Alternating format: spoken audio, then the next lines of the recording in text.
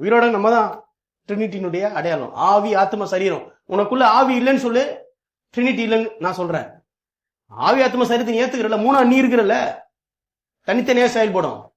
அப்ப சரீரம் என்ன பண்ணும்? தனியா செயல்பட்டு ஆகணும். நம்முடைய சரீரம் ஆவியோட கலந்தாகணும். ஆவிக்கு வயசாகல, சரீரத்துக்கு வயசாக கூடாது. அல்லேலூயா. ஆவிக்கு வயசாகல, சரீரத்துக்கு வயசாக கூடாது. அப்ப என்ன நடந்துட்டு இருக்கு? இப்போ ஆவியோட சரீரம் ஒத்து போல. ட்ரினிட்டி வரணும் நமக்குள்ள. ட்ரினிட்டி வந்துச்சுன்னா டிரான்ஸ்ஃபர்மேஷன். ட்ரினிட்டி வந்துச்சுன்னா டிரான்ஸ்ஃபர்மேஷன். சொல்லுங்க, ட்ரினிட்டி வந்துச்சுன்னா டிரான்ஸ்ஃபர்மேஷன். உள்ள நமக்குள்ள இருந்து யூனிட்டி எழுப்பணும். வயசாகல, ஆவிக்கு வயசாகாது. ஆவிக்கு வயசாகாது. சரீரத்துக்கு மட்டும் எப்படி வயசாகலாம்? அங்க எப்படி இருக்குது ட்ரினிட்டி? பிதாவின் ஆவியானவர் இயேசுவின் ஸ்தானத்தை எடுக்கிறாரு, இயேசுவா செயல்படுறாரு, இயேசு ஆவியானவரா செயல்படுறாரு. இயேசு அது வாழ்ந்து காமிச்சார்ல. பூட்டப்பட்ட கதவுக்குள்ள போனாரா இல்லையா? அது என்ன பாடி?